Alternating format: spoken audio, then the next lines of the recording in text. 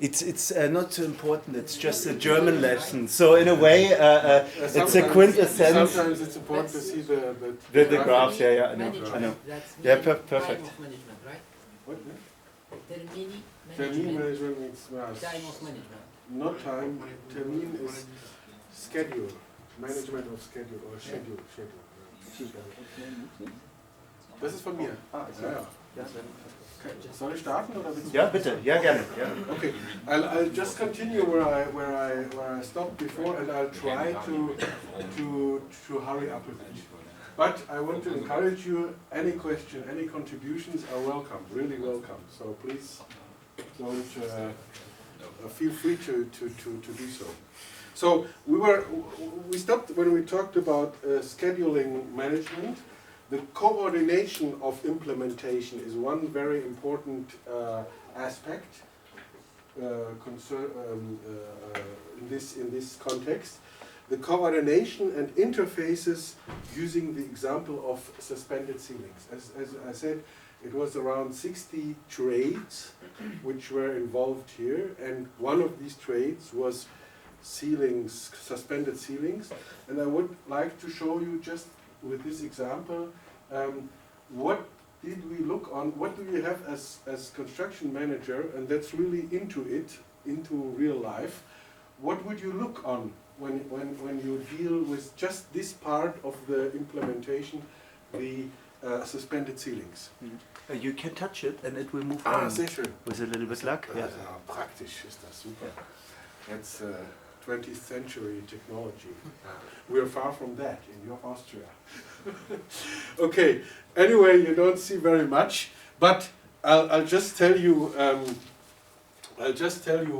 just as before, we deal with checklists. It's a very important instrument, and these checklists would be, for example, we would check the pre-planning stages and agree the supply of plans for this trade, or to identify, observe and solve interface problems, taking in consideration, for example, all the stakeholders which are listed here, yeah? To think about it, to be prepared for this.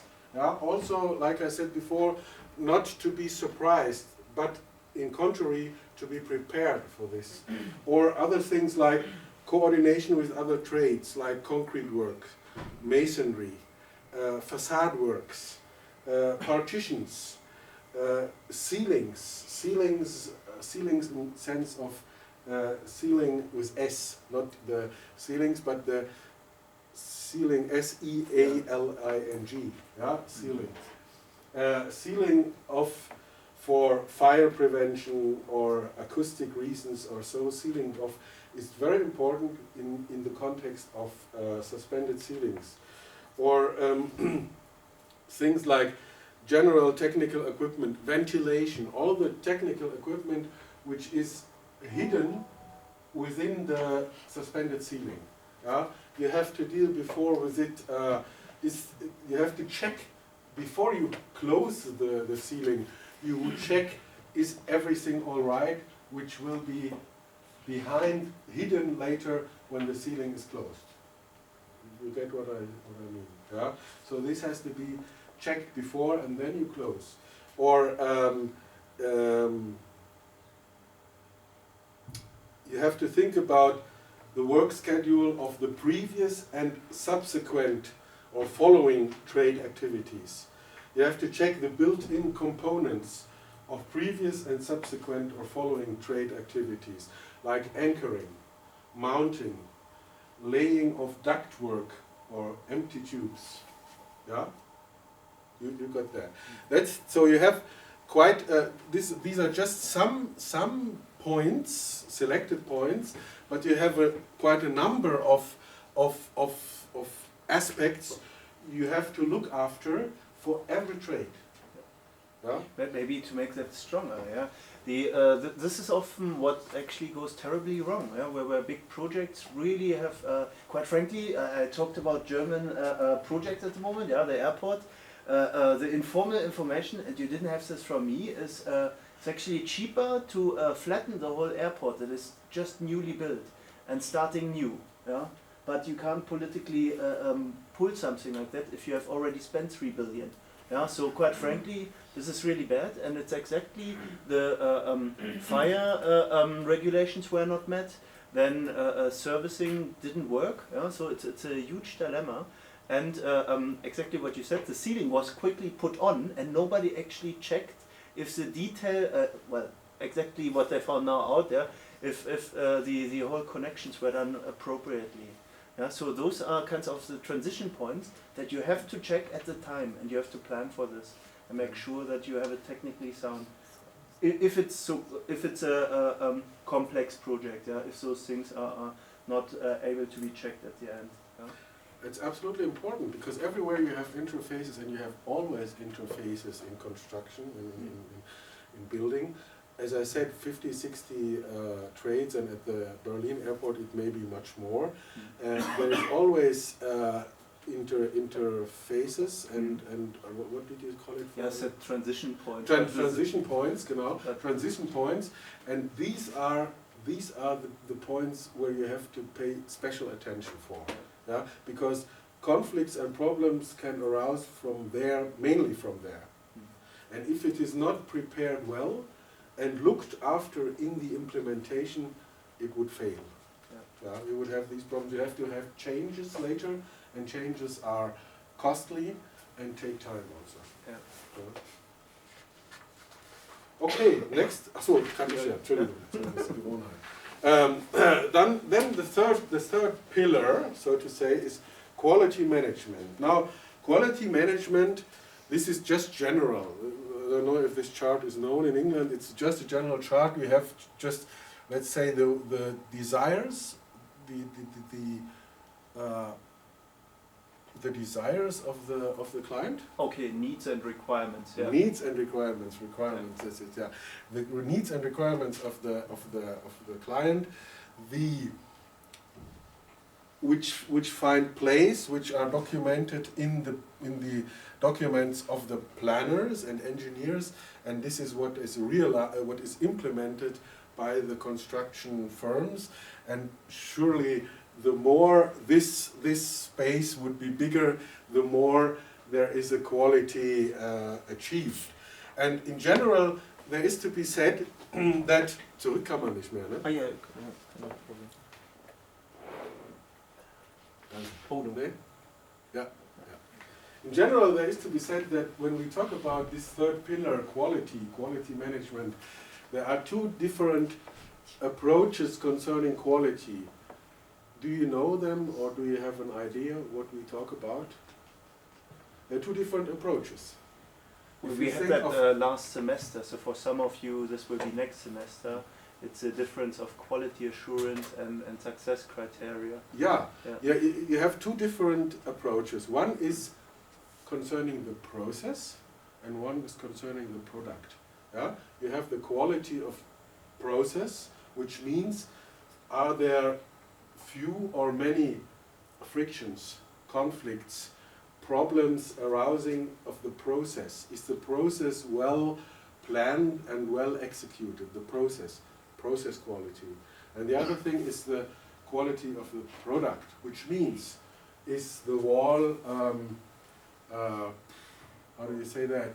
Is it really rectangular, or is it not, things like that, yeah? Or is the ceiling having, yeah, are there defects? That's the best thing. Are there defects in the quality of product? Yeah? So we have these two things.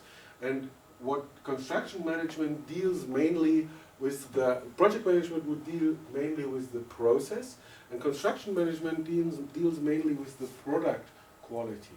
So that's why I would like to show you, one thing is for the process, just to have a look on this also.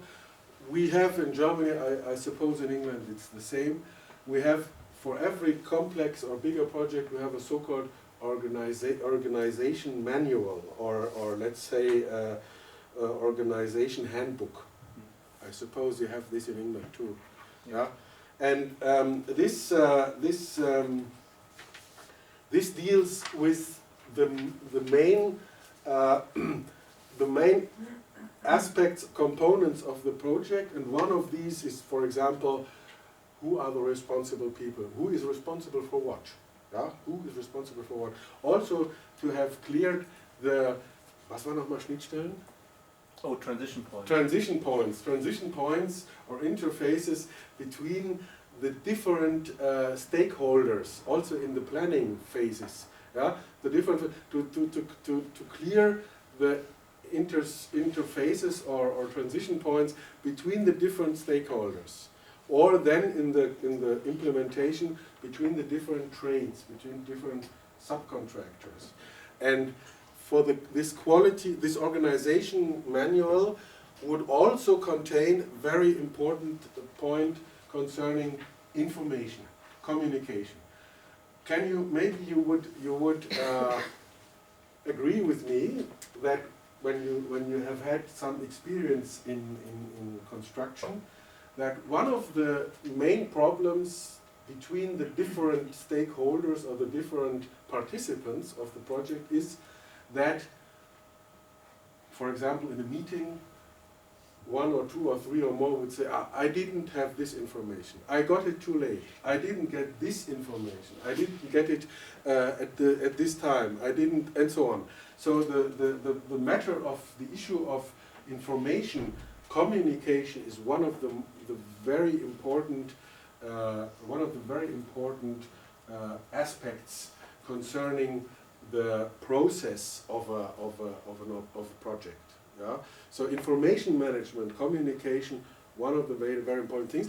And main instrument which deals with that is this organization handbook or organization manual, but it's only one point within many points in this organization handbook.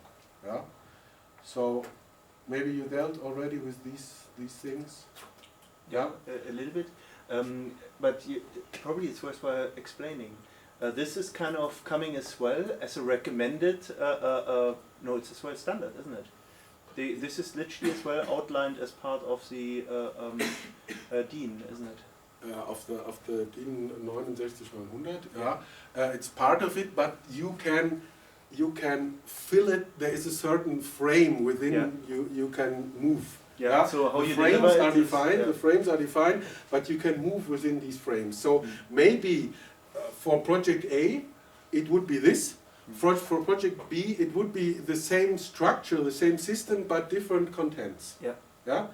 But one could say that always, for every project, one of the very important components would be information communication. That's why, for example, one tries to solve this by flowcharts and things like that, to have a special look on that, a focus on that, and think about it, who has to be informed, at what time of the process, who has to be informed, and how is the flow of information. Very important thing. Yeah? In this connection also the transition points, definition of transition points or interfaces is very important. As I said before, or as we said before, one of the main problems from where problems can arise is this thing, transition points or interfaces points. So this is just it's not easy to see. This is just one page of this organization manual, where I'll just describe it to you. Where, for example, for a certain phase of a project, here it's just a phase for the pre-qualification. Well, you know, pre-qualification is the phase where a construction company decides, will we submit a bid or not, and it has to check the documents to decide, will we submit a bid or not. So this pre-qualification phase, there are in a flowchart the different working packages or working steps are written in a flowchart. And then there is E means Entscheidung. Entscheidung is decision. Who has to decide? Then there is abbreviation list there. Who has to decide in which phase, in which work? Who has to durchführen? D means durchführen means execute, implement, realization.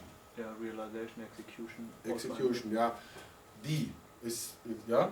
Then M is Mitwirkung, means to cooperate, to work with, to collaborate, to cooperate. And I, this is quite similar to English, is information. Input, output, who has to be informed. So in every phase, in every step of this phase of pre-qualification, all this is one phase, all the works, it's divided, analyzed, divided, broken down, this whole phase in many different little work steps, yeah? And every work step, it is defined who is responsible for it, for execution, who will be deciding, who will be cooperating, co-working or co-collaborating, and who has to inform whom in which phase. Yeah? So this chart gives a certain certainty, there is never 100% certainty, but a certain certainty that this process quality would work, so that it wouldn't fail. Why? Because I defined the different work steps, and I defined who is responsible for the work, who has to decide, who has to cooperate, and who is to be informed by whom. And I can do this in the manual for every step for the whole project process. To the end. Yeah, from the beginning to the end. So it's kind of a manual really, that can be used for guidance and to see as well where you are, and who should be involved, who should be informed. So this is quite comprehensive actually when you do it for a big project. But it's as well big. Yeah, but it's the first appearance. It might appear as, ooh, that's very strict and that's very ordered and it's very German. But in fact, it facilitates the things, because it gives people who deal with it the certainty that they didn't forget anything, that they didn't do anything wrong. They have like a manual where they can look, okay, that's the way to do it. And it gives a certain certainty, and it facilitates the things. Statistically, one has seen that the number of failures, of defects, of mistakes is less than just doing it. Reflecting before, pre-reflecting about things, and organizing, structurizing, systematizing of things will always facilitate. If you do it for important phases, not for every little thing. So this is literally when you have more complicated activities following, maybe even in parallel running on the construction side. It's literally just to give you the overview, and it facilitates literally the operational level, that nothing is left behind or forgotten, or well, if you're on a big site, that you as well go to the right positions that you're working on, and have the pre-handover or the close out of that job, that they can move on. Yeah. Does it also have to do with like responsibilities and maybe penalties? For instance, if there's like a conflict between two subcontractors, and someone says, "No, according to the like this flowchart, it was your responsibility to inform me, so I didn't know to do this and have to do it again." So you can, for instance, get your extra cost. Yeah, you can fix him on this. You can say, okay, you didn't play along the rules or according to the rules, so it's your fault. Yeah. Your fault. You can identify who is in fault, in defect, and why. Yeah. Well, I'll just read what I have written in English for that. for the phase of pre-qualification, what are the tasks to be carried out in detail, and who is responsible for which task, who has to decide, who has to contribute, and who has to be informed. Input, output, who has to inform whom. That's the summary of this chart. Yeah. Yeah? But it creates a certain culture, you could say. In Germany, we have a very strong claim culture, probably. Would you not say so? Doch, I think we were quite happy to go as well legal steps if we feel treated unfairly. Whilst I haven't seen the same so much in French companies, yeah, or as well British companies, internationally in general. I think they're a little bit more trying to go first for negotiation and see this. And this is of course legally binding in Germany, or as well German-speaking areas. So this is the document of documentation, if you yeah, will. but it's also interesting to say that it started in Germany and then in the German-speaking countries, but it was adopted in some other countries. Also Yeah, in very Southeastern Europe, they like to work like this. Also in Hungary and Czechoslovakia and so on, Czech and so on, Slovakia, they adopt more and more these systems and these approaches, because they know it reduces the failure probability. Yeah, it removes as well the ambiguity. Yeah, so in a way, you have then literally mapped out how you should be working. Yeah, for everybody to see. Mm-hmm. Is this something common that you see on sites? Have you come across this in that detail? Come across a much more basic one than that. Much So it's more often basic. work packages where it stops, isn't Yeah. it? Yeah. This is as well what I know from South Africa. We have even product packages where like a whole part of a manufacturing plant would be a package that a specialist contractor would deliver as well with their subcontractors. And then we would just look at it, we would have a test run afterwards, and that is where we would stop. Yeah, but this is very, very detailed. Mm-hmm. Mm-hmm. Okay, this would be quality management from the point of view process quality. Yeah. Now we look for quality management from the point of view product, as a quality of the product, which means example suspended ceiling again, which means checklists. Yeah? If you go outside on the site, out of your office on the site and go on the site itself, would you just look around, or would you maybe help yourself by a checklist, knowing, okay, for this trade I need this checklist, for this trade I need this checklist, and so on. It helps you, which doesn't mean that you maybe have other ideas also, but it helps you to look for the right things and not to forget anything. And this is an example for that. Checklist for suspended ceiling, just some to quote some. Supervision of execution, it would be, for example, the use of the building materials and components to check are the right, like according to contract, are the right building components and materials used. One thing.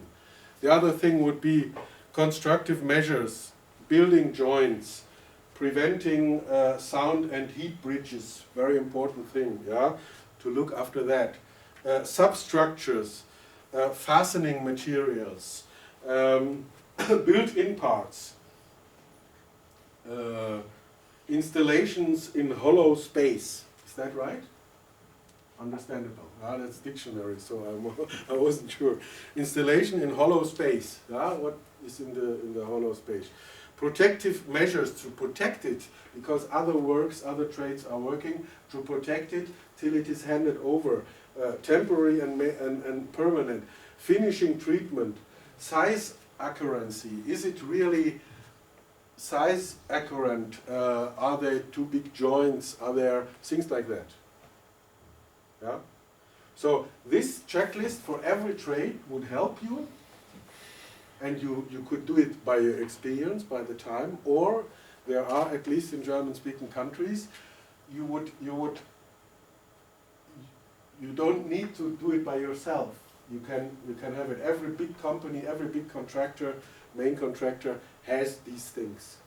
This is from Strabag, my main contractor at that time when I worked there. We had for these trades, we had for every trade just such a checklist to work with, which helps, which facilitates very much the work. This is just to show you, this is this, what you call Wheel, yeah, Schleier in German. This is the, when we go back, in this courtyard, den Grundriss, nur mal ganz kurz, das ganz am Anfang der Grundriss, nein, andersrum. Den Grundriss nur noch mal schnell, dass man sieht. Das war das schon difficult, okay. Was? Ja, noch eins? Ja, this is, as I told you, these are these courtyards, these open spaces, overall floors, which are on the top roofed by a glass roof, and this is this spiral staircase. That's what you see, and that was, according to the architect, he wanted to have a very transparent, very light construction, very light thing. He called it a wheel, yeah, Schleier in German, very like a light thing where you can look through. And ja, jetzt einfach nochmal alles nach vorne, just to show you where it is. Und jetzt gehen wir nochmal vor.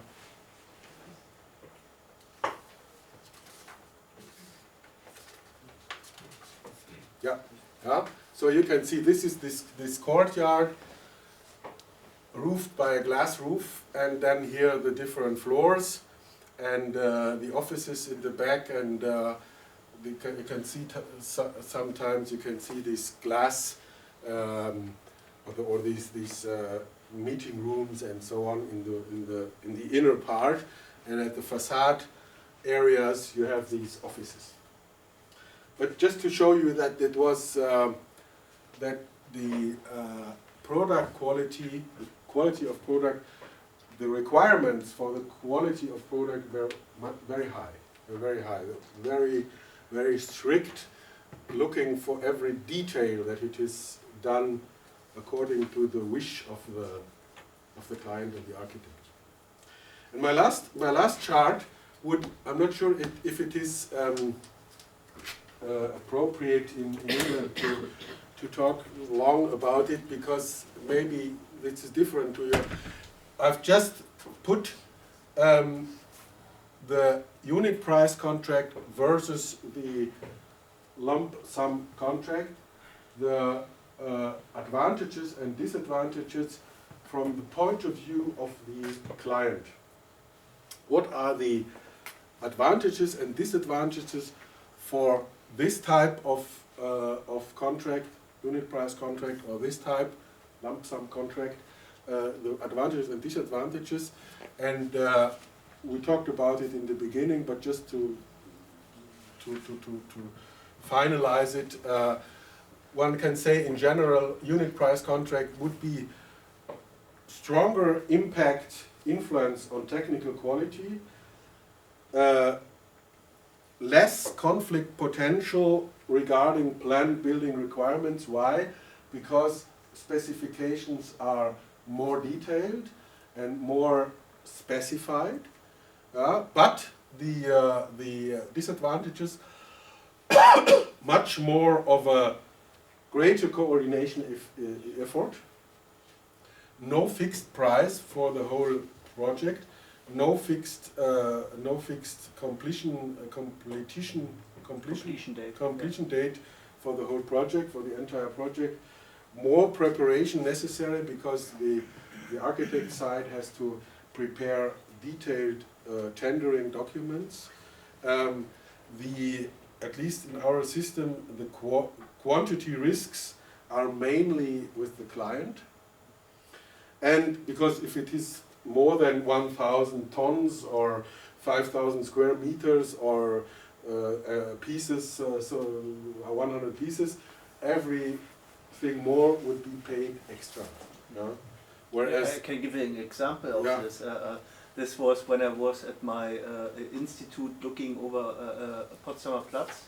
they had miscounted the trees, and to plant one tree was a slightly higher unit price instead of this was D-Mark, this was 800 D-Mark, the normal price, and they had priced it at 2,000 D-Mark, which left the suspicion that they actually went out and counted the trees and were like, ooh, here we have a potential, and the one as a package deal as well as the trees, and then they realized, oh, it's more trees, I'm really sorry, and of course with the unit price they arrived at a very reasonable profit. Yeah, whereas on the other side, in a lump sum contract, you usually know what will be the price in the end. From the beginning you know the final completion date, usually, if there are not too many changes. It's for the client side, it's less coordination effort, and the client gets guarantee from one hand. What we said in the beginning, if I have 30, 40, 50 trades, and there are some trades in the beginning and finishing in the beginning, I can't tell them, at least in our legal system, I can't then tell them, wait 1.5 years and then I take over your work and then your guarantee starts. No. And that means that early trades would get their guarantee starts, although the project isn't still finished and will not be finished for a year or more. Problem. Another thing is mainly the risk of quantity would be on the side of the contractor. And then a very important thing, if you think of, you have penalties also in your contracts. Contract penalties. Now, if you contract penalties, at least in our countries, is depending on it's mostly 5% from the gross, from the whole cost of the project, from the cost of the whole project, the entire project. So, if you say 10 million, it would be 50,000. It would be 50,000, right? I hope so. I'm an architect. I'm not good in calculating. What would be 500? 500? 10 million. 5 million. No, percent, 1% von was haben wir gesagt, 10 million, that would be 50%. 5 million would be 50% because we said it's 10 million, 5% of 10 million. 500,000. 500,000. Okay, 500,000. Yeah? D'accord. This is the entire penalty. Now, if we have the unit price contract, it would be also 5% of the trade, of the individual trade sum, which means, for example, 100,000 is the sum of one trade. 5% would be 5,000. Quite easy. 5,000. Usually it's just one of the trades who is responsible for a delay, affecting all the other trades coming after him or working parallel to him. So, seen from the point of view of the client, it's a different to get 5,000, 5% of our 100,000 from one trade, from one contractor, little contractor for one trade, or the bigger sum from a general contractor, a main contractor, who is my only contract partner in this project. You get what I mean? What I say? So it's quite a big difference. Just for the penalty. Different thing is, was ist Schadensersatz? Oh, yeah, if you need replacement. So Replacement. For example, something happened, I couldn't occupy my new building and had to stay longer in my other building where I was renting it. Compensation. Sorry. Compensation and so on. This is different. But just for the point, for the matter for this issue of contract penalty, it's a big difference between a lump sum contract or a unit price contract, because the sum would be totally different. Do you get me there? Despite my funny English. That's clear. Pardon me? It's clear. So. It's clear. Good. Yeah, and then the other thing is just the opposite of this. Less influence on the technical quality in detail, and in general, a higher conflict potential concerning Bausol would be what is to the requirements of the building. Requirements of the building. Yeah. With the quality assurance, you know, you said about the quality, you can't assure that it's going to be as good as if it was going to the other type of contract. The quality assurance. You know, you said the quality of the product, the technical qualities. Yeah. No, yeah, the influence on the technical quality. But if The you've got, influence. when I've worked on that sort of contract, what happened was we kept our eye on every single thing that they did and made sure they followed our list of protocols. And as long as we did that, the quality was as good as if we weren't going to do anything else. But you had to keep an eye on it.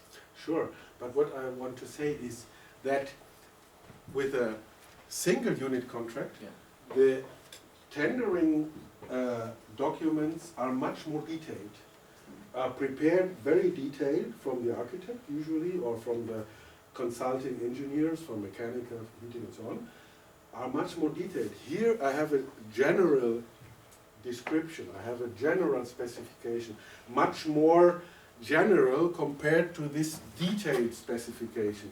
And then I have here much more influence on the technical quality than when I have a general description or a general specification. Then I have, in the extreme case, I would say I order one piece of house. Extreme, also no one would do that, but this is, so to say, the extreme position. Here I order one piece of house.